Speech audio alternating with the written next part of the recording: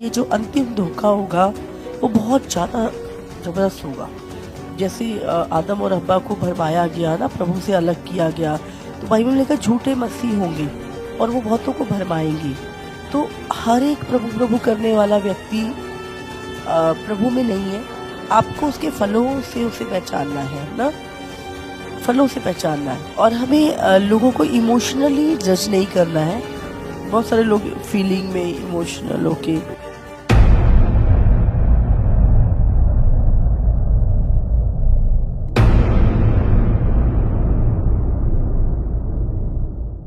मसीह जीवन क्या है। प्रभु चाहता है कि हम सोचें, समझें, एक गहरी सोच रखें, चीजों को समझने की कोशिश करें। प्रभु हमें समझाता है जब तक हम मसीह को नहीं जानते हम कैसे भी जीवन जीते हैं, कुछ भी करते हैं, कहीं भी। हालेलुया, सब जय मसीह की। Praise the Lord. मेरा नाम पॉल तारिक खान है मेरे प्यानो, और फिर एक नई वीडियो में मैं आपके सामने आया हूँ मेरे प्यानो। हमेशा की तरह इस मुद्दे में, इस वचन में जाने से पहले मैं कुछ बातों को शेयर करना चाहूँगा। इस बात को ध्यान रखना मेरे प्यानो, इन दिनों में परमेश्वर हमें खाली सावधानी नहीं कर रहा है, पर ताकि उस सावधानी से ये भी बताना चाहता है कि वो आपको बचाना भी।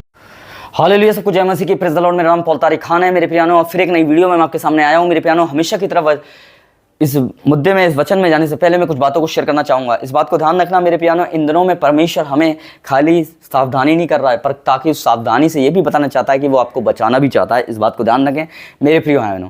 तो आज का जो आप वीडियो क्लिप आपको दिखाना चाहूँगा मेरे प्यानो, जो वीडियो क्लिप मेरे प्यानो कंचन मित्तल मिनिस्ट्री की है मेरे प्यानो। जैसे आपने छोटा सा भी शॉर्ट देखा था कंचन मित्तल मिनिस्ट्री का, कि उसने हिंदुस्तान और पाकिस्तान जो इन दिनों में युद्ध हो रहा है मेरे प्यानो, इस युद्ध को लेकर मेरे प्यानो एक भविष्यवाणी करी, कुछ बातों को कहा, और प्रोफेट बंदर सिंह ने भी मेरे कुछ बातों को कहा था। तो ये सारी जो बातें हैं मेरे प्यानो में उस वीडियो क्लिप की झलक में आपको बताना चाहूँगा, और फिर मेरे प्यानो हम उस बारे में बात करेंगे कि परमेश्वर हमें क्या बताना चाह रहा है इन दिनों में। देखिए इस वीडियो क्लिप को, देखिए।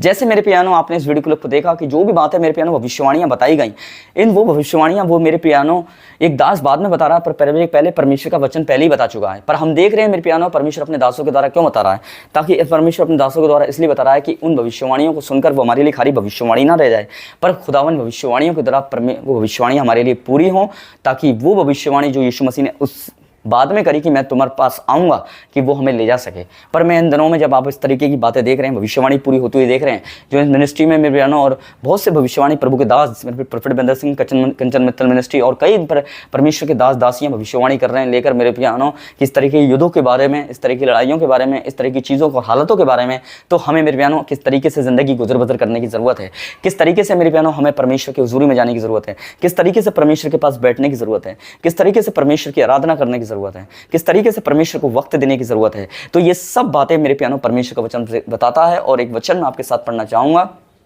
कि लिखा हुआ है कि राज्य का सुसमाचार सारे जगत में प्रचार किया जाएगा, सब जातियों पर साक्षी हो, तब अंत आ जाएगा। मेरे प्यानो अगर हम पढ़ते हैं मत्ती 24 उसका 14वां अध्याय, एक ही बात ज़बूर को कहता है कि राज्य का ये सुसमाचार सारे जगत में प्रचार किया जाएगा। अब देखिए जैसे जैसे प्रचार बढ़ रहा है वैसे वैसे मेरे प्यानो सारी चीज़ें आपको दिखाई दे रही हैं।